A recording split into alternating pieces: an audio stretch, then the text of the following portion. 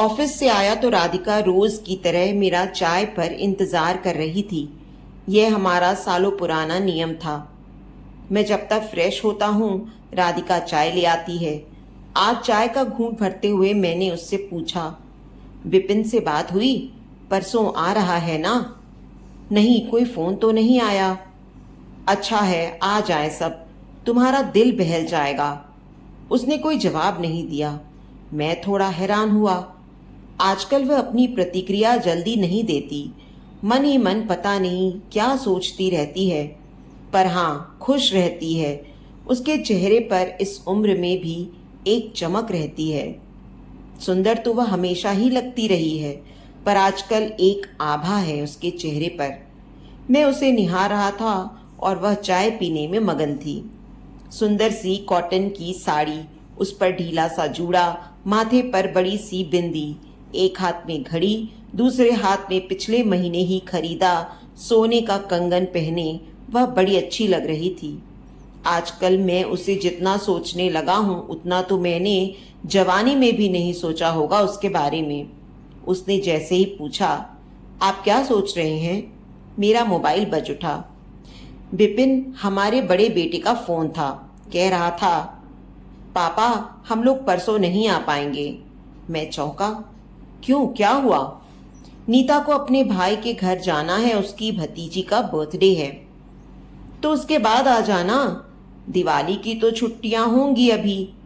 रिंकी के स्कूल का भी नुकसान नहीं होगा। नहीं पापा, उसके बाद ऊटी जाने का मन है नीता का।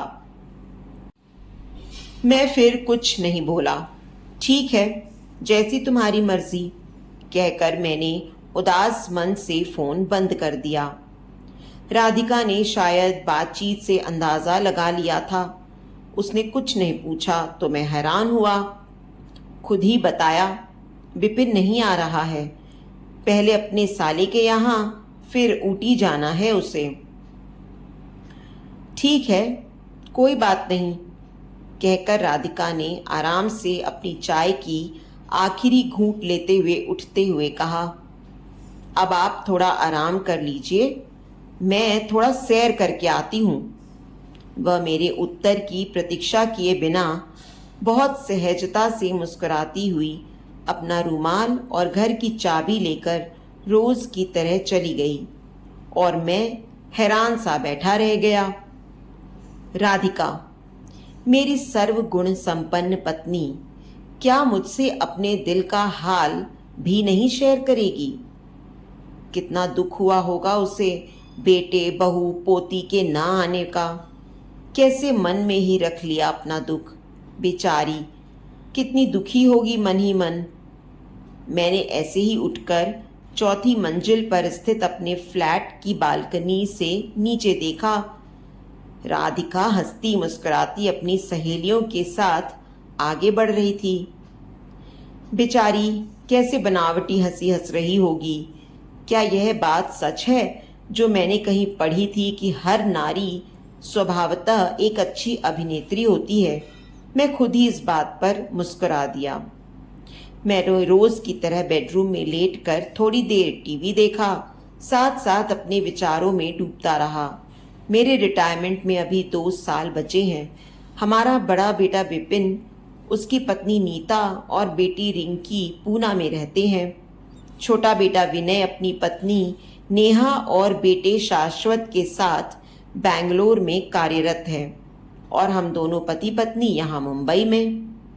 अपनी सुविधा अनुसार दोनों बेटे यहाँ आते जाते रहते हैं, पर कुछ दिनों से देख रहा हूँ यहाँ आने में उनकी रुचि कम रह गई है। मैं हमेशा अपने काम में बहुत व्यस्त रहा हूँ, पर अब अक्सर राधिका के बारे में सोचने लगा हूँ। कैसे रहती होगी पूरा दिन, पर वह किसी बात की शिकायत क्यों नहीं करती? उस पर खुश भी दिखती है। आज उससे बैठकर बहुत सी बातें करूँगा, उसका दिल बहलाऊंगा, उसे बाहर डिनर पर ले जाऊंगा। मुझे अचानक उस पर बहुत प्यार आने लगा। इतने में डोरबेल बजी तो मैं लपक कर उठा। राधिका होगी। मैंने दरवाज़ा खोला, वही थी। रुमाल से अपना गला थपथपा रही थी। मैंने प्यार से पूछा, गर्मी लग रही है, पानी पियोगी? नहीं नहीं, ठीक है, पी लूंगी।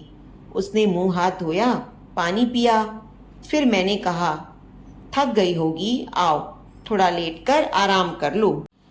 मैं चाहता था वह मेरे पास बैठे, मैं उसका दुख बांटूं, बच्चों की बेरुखी से दुखी उसका मन बहलाऊं। वह बेडरूम में आकर लेट गई, मैं भी वहीं लेट गया। मैंने उसका हाथ सहलाते हुए कहा, उदास हो राधिका? मैं? क्यों? बच्चे नहीं आ रहे हैं ना? वह आराम से अपना जूड़ा खोलती हुई बोली, अच्छा है नहीं आ रहे हैं। मैं चौंका, क्या कह रही हो? मुझे पता है तुम बहुत दुखी हो, चिंता मत करो, मैं छुट्टी में लेकर तुम्हें विनय के घर ले चलूंगा। तुम बिल्कुल उदास मत हो। नरेन, क्या मैं आपको उदास लग रही हूं? मैं चुप रहा तो वह मेरा हाथ अपने हाथ में लेकर बोली, मैं जरा भी उदास नहीं हूं। सच कहूं तो इस बार उनके ना आने की खबर से मुझे राहत ही मिली है। कमर दर्द के कारण अब ज्यादा काम होता नहीं है और उन सब के आने से काम बहुत बढ़ जाता है और बहुएं तो मेहमानों की तरह ही आती हैं। मुझे लगा अब मुझे भी समझदार हो ही जाना चाहिए। उनसे क्या उम्मीद रखूं मैं? समझ गई हूं, उनकी दुनिया अलग है और हमारी अलग। अब इतना ही बहुत है कि हालचाल मिलते रहें, वे जहां रहें खुश रहें, बस और क्या चाहिए। और अब ये जो हमारे जीवन की दूसरी पारी है, मुझे काफी हद तक अच्छी लग रही है। समय तो लगा है संभलने में, पर धीरे धीरे सब ठीक लग रहा है। मैंने भी लाइफ को नए सिरे से एंजॉय करना सीख लिया है। बहुत जी ली बच्चों के लिए, अब मैं अपने ढंग से जी रही हूँ। जो दिल चाहता है बनाती हूँ, खाती हूँ, घूमती हूँ। और क्यों जाऊं किसी बेटे के यहाँ उदास होकर, जो मेरे जाते ही फिर नई जिम्मेदारियां मुझे सौंपकर बाहर घूमते फिरते हैं। अब मुझे रिश्तों के छलावे में नहीं पड़ना, भले ही वो मेरे अस्तित्व का हिस्सा हैं, पर अब उनकी अलग हस्ती है जिसमें हस्तक्षेप करने के बदले मैं अपने बचे हुए साल सिर्फ अपने लिए जीना चाहती हूँ। राधिका ने धारा प्रवाह अपनी बात कहकर मेरे सीने पर सिर रख दिया, फिर कहा, देर से ही सही, पर अब वे पल तो मिले जिन्हें मैं अब तक ढूंढ रही थी।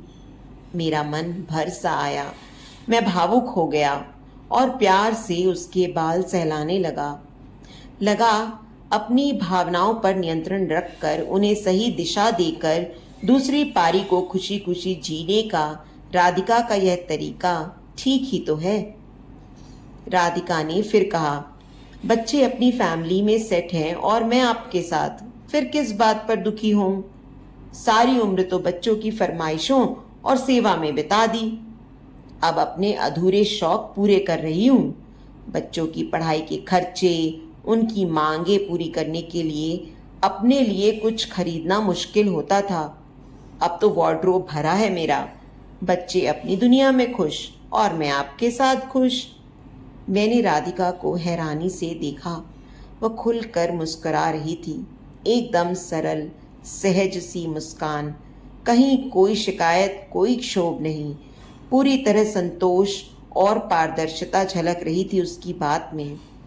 मैं भी हंस दिया, पूछा, आज डिनर पर बाहर चलें? क्यों नहीं, गुड आइडिया, कहकर उसने मेरे कंधे पर सिर टिका दिया। तो दोस्तों, उम्मीद करती हूँ आपको हमारी आज की ये कहानी पसंद आई होगी। कहानी पसंद आई है तो वीडियो को लाइक करें और शेयर करें, और अगर चैनल पर नए हैं तो चैनल को सब्सक्राइब करें, और हाँ, नोटिफिकेशन बेल को ज़रूर दबाएं ताकि अगली अपडेट सबसे पहले आपको मिले।